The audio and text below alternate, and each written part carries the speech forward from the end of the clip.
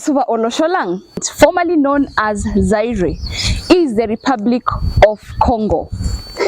This is where, according to the legend, you will find the Biloko. The Biloko are tiny creatures that apparently only prowl in darkness. Yani, zinapenda tu darkness. Apparently, some people believe that the Biloko are actually some form of spirit. There are those that also believe that they are part of the forest, just like the leopards, the tigers. Also, the Biloko are just part of the forest. And some believe that the Biloko was sent to the world, or rather to Zaire, they are some tiny creatures that hold, like, grudges, and they are sent there to create revenge and to bring, on a revenge to issues.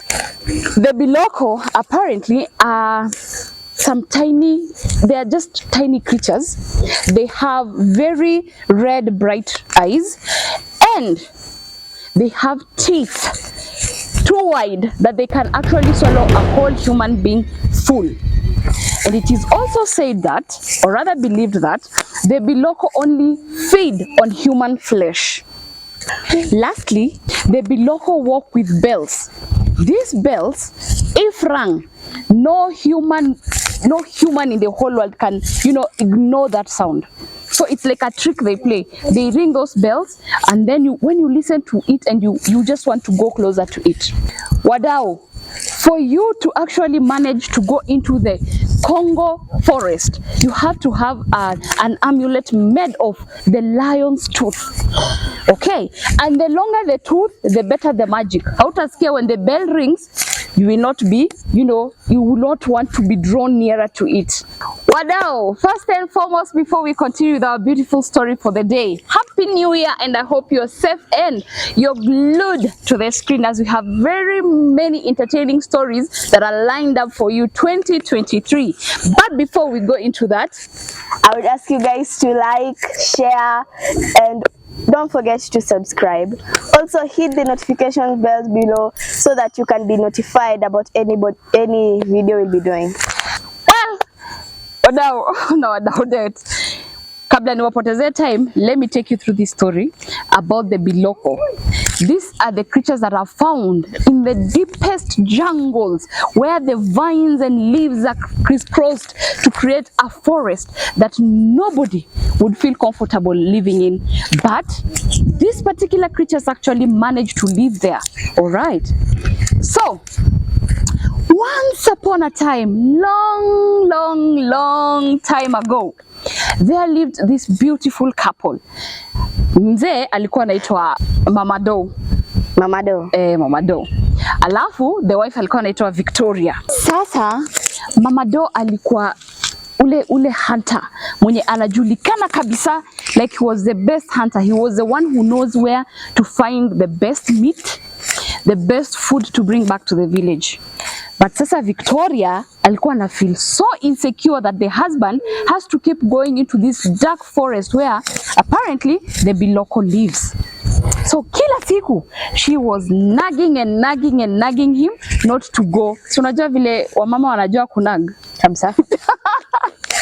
Like all the time alikuwa anamwambia, "Aki babe, please usiende.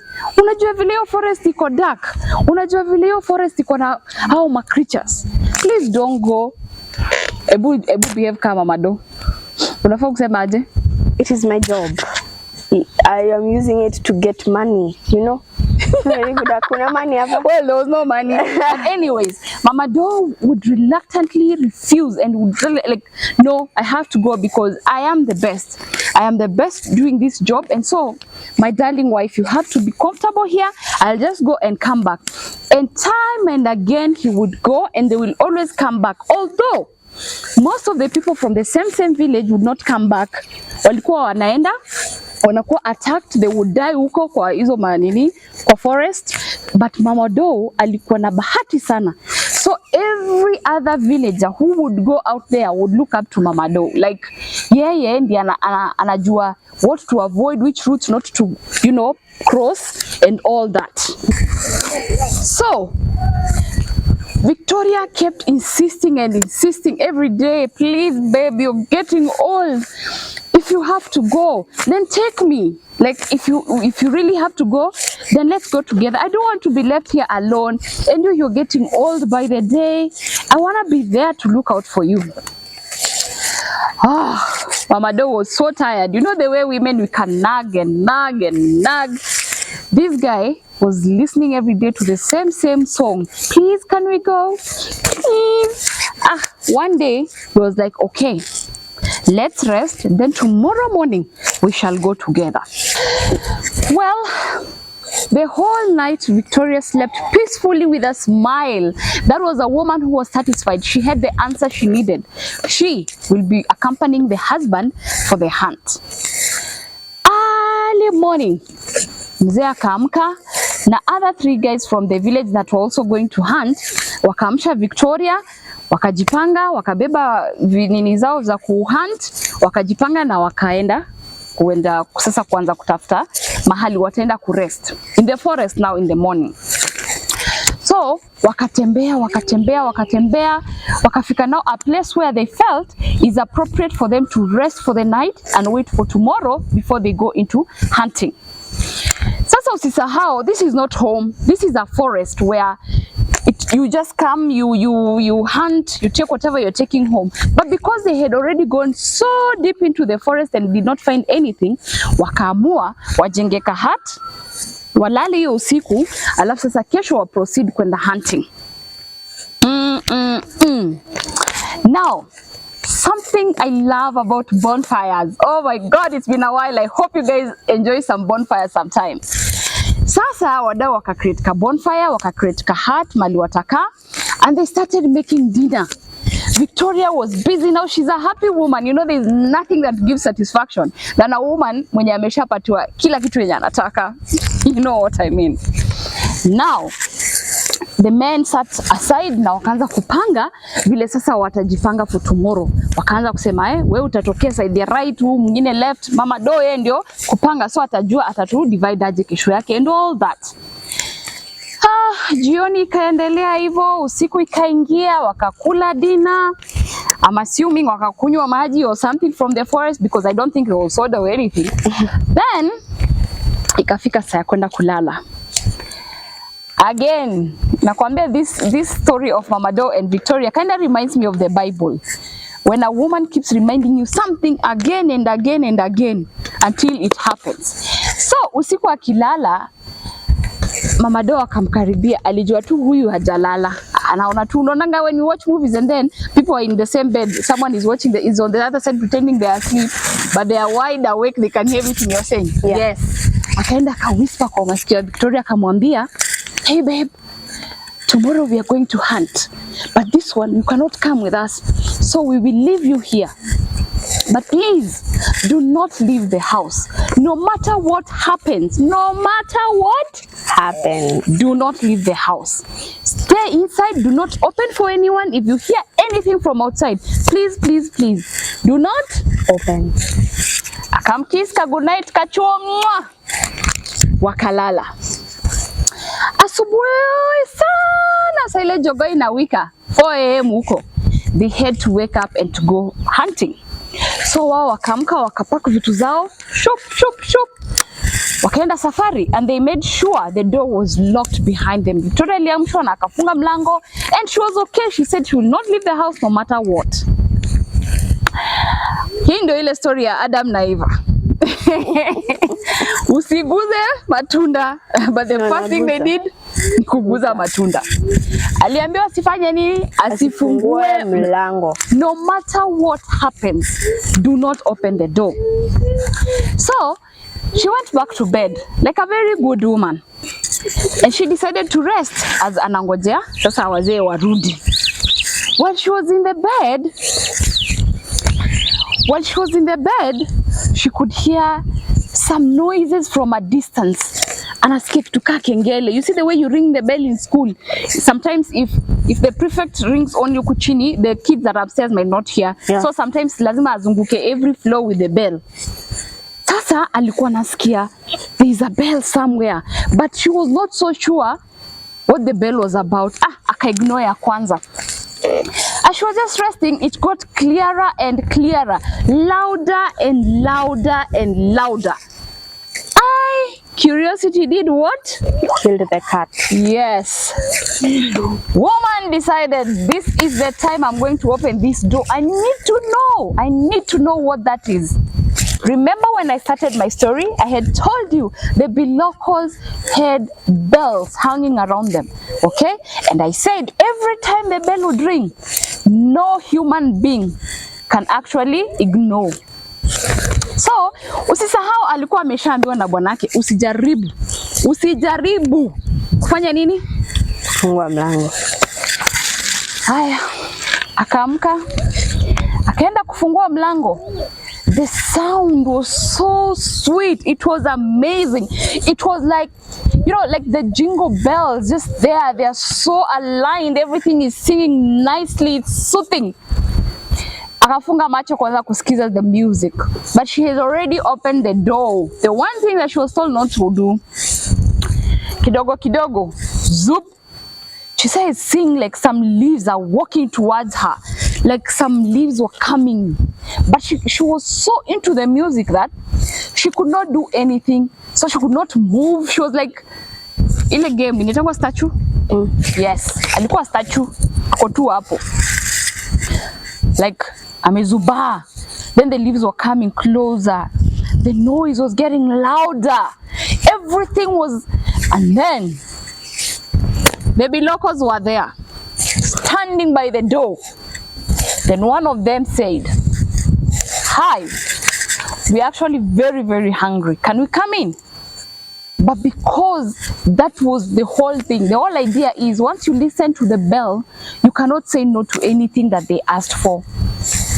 Akafungua mlango akawaambia, karibuni Africa women. We don't listen, African women.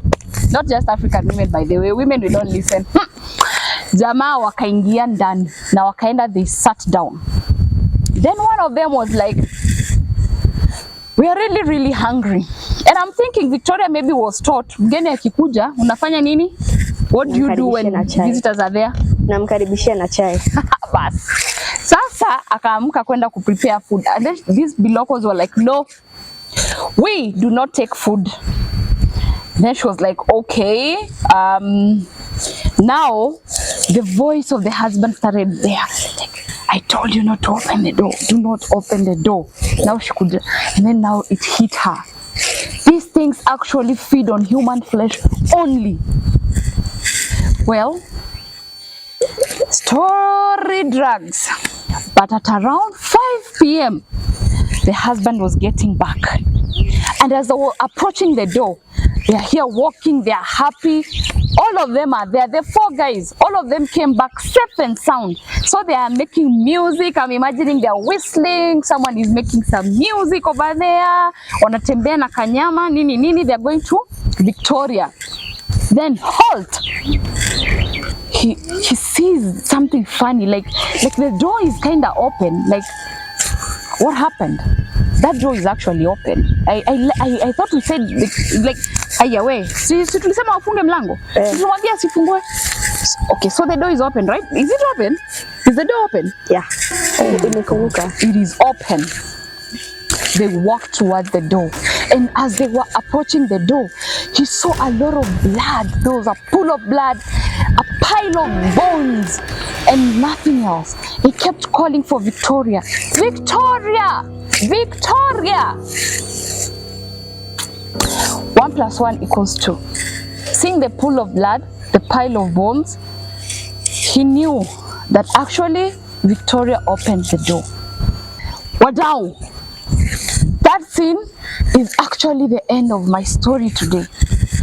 Well, my darling, what did you learn from this story? You have to listen to instructions. And one thing, do not walk into the forest alone. Well, this is actually a Zaïre Congo. Actually, Congo myth. So, whether it's still happening, I don't know. Do you also know that apparently, according to the Congolese people, the Bilokos have hair, but in place of where hair should grow, they actually grow grass. Okay, so they kind of mimic how Earth looks like.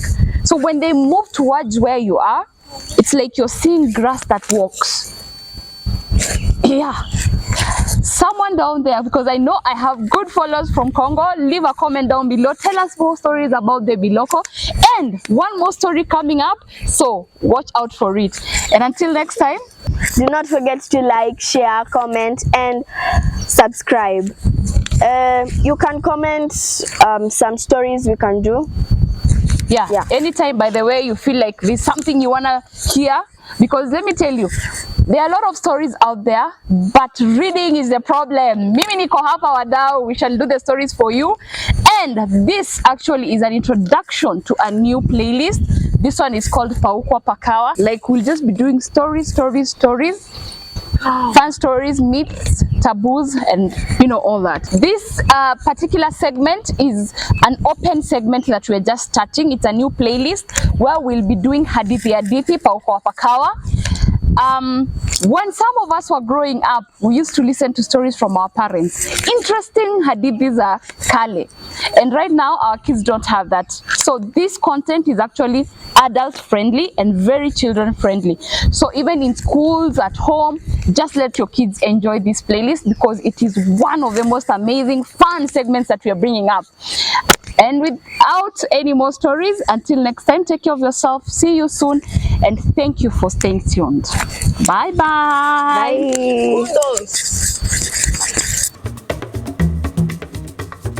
Bye.